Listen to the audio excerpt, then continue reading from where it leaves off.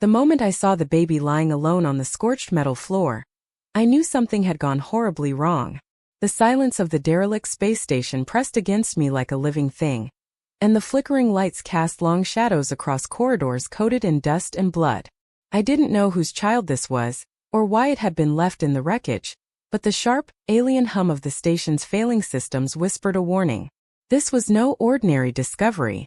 Titan Dreadwalker, renegade, bounty hunter, and reluctant protector of humanity, kneeled beside the fragile human form.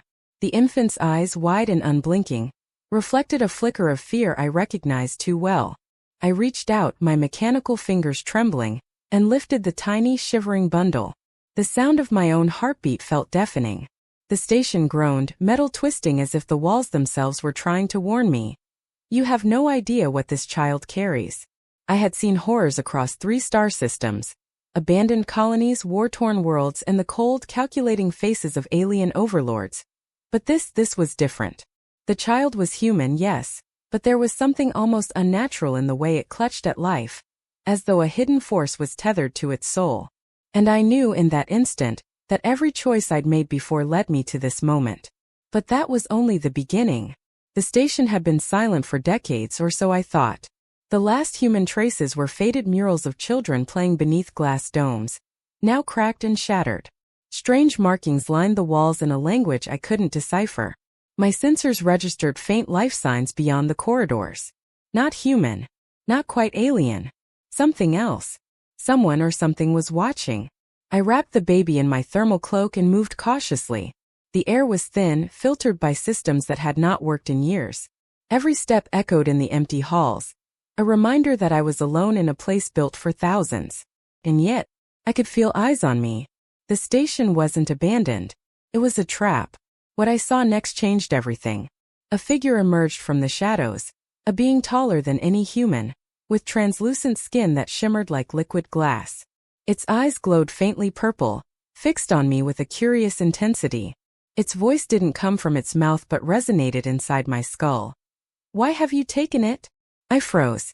Alien logic often lacked empathy, but the emotion in those eyes was undeniable. It wasn't anger. It was concern bordering on desperation. The child matters to them. "I found it here," I said, my voice shaking. "Alone. It's just a baby." The alien's form shimmered. "It carries the seed of a forgotten war. The moment you touch it, you bind yourself to its fate." A warning and a revelation. None of us were prepared for the truth. I thought back to the missions that brought me across the galaxy, the raids on rebel outposts, the rescue of colonists enslaved by alien conglomerates. I'd always believed humanity's weakness was our fragility. But holding this tiny, fragile human, I felt the opposite. A raw, unyielding force. The child was a symbol, a spark that could ignite or destroy worlds. And now that responsibility fell on me. As we moved deeper into the station, the whispers grew louder. Holographic projectors flickered to life, displaying memories of the station's last days. Humans experimenting with alien technology, attempts to fuse DNA across species, and experiments with time and memory. Each scene revealed something horrifying. The baby had been engineered or altered by human hands. A hybrid of chance and intent. A weapon wrapped in innocence. I stumbled over the debris, gripping the infant tighter. Questions tore at me. Who left it here? Why? And most importantly, what had they done to it? Then came the scream. Not human, not alien, but somewhere in between. It shook the station violently. Panels blew and the lights went out. Only the faint glow of the alien figure illuminated the hallway. "They're coming," it said. And I understood. The station wasn't just a relic. It was a nest, and the predators were awake. I had seconds to think, or rather no time at all. I sprinted down a narrow shaft that led to the lower decks, praying the baby's life would tether me to sanity. The alien followed silently, its glowing eyes piercing the darkness. Behind us, the predators emerged. Twisted hybrids, their movements precise, alien yet disturbingly human. They had been bred to hunt. And now we were the prey. A choice loomed before me. I could flee through the failing gravity lifts and risk exposure to vacuum, or I could confront the creatures with nothing but instinct and determination. Titan Dreadwalker was not a hero. I was a survivor. But survival meant protecting this child at all costs. I chose confrontation. The battle was brief and brutal. My weapons tore through the hybrids, but each one that fell seemed to multiply. And yet the child remained calm. Eyes closed, tiny fists curled. There was a connection, an unspoken link that I couldn't comprehend. The alien beside me mirrored my actions, a symphony of lethal grace. Together we cleared a path, but every victory came at a cost. The station was collapsing around us. At the midpoint of our escape, the alien turned to me. It is not enough to survive. You must understand. I shook my head. Understand what? That I'm going to die trying to save a baby. No, it said softly. That the child is the key to reconciliation. The war that fractured our species can end, or begin anew. It will choose. And you are its guardian. I felt the weight of those words settle in my chest like lead. A guardian. For a child who could decide the fate of the galaxy. The responsibility was crushing, but it was also strangely empowering. For the first time, I felt purpose beyond survival. The final confrontation came in the core chamber. Gravity fluctuated violently, and molten energy leaked from the fusion cores.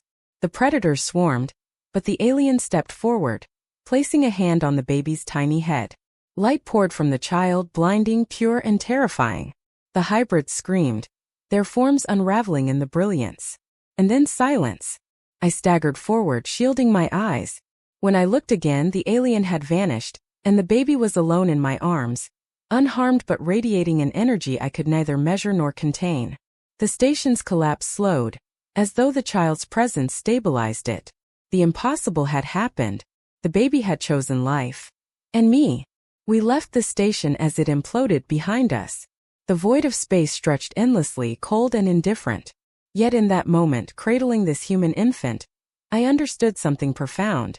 Survival wasn't enough. We had to protect what was precious, even when the universe seemed set against it. Even when the cost was everything. Years later, on a distant colony orbiting a dying sun, I would watch the child. No longer an infant, but a young human with eyes that held galaxies. Interact with beings I had never dreamed of. The hybrids we had faced were now myths, and the baby's power had become a bridge between species. A hope none of us had dared imagine. And yet I never forgot the station, the alien, or the warning. It carries the seed of a forgotten war. The weight of that truth lingered. I had saved it, but the universe would always remember. One night, as I watched the young human sleep, I whispered a promise I wasn't sure I could keep. I will protect you, no matter what comes next.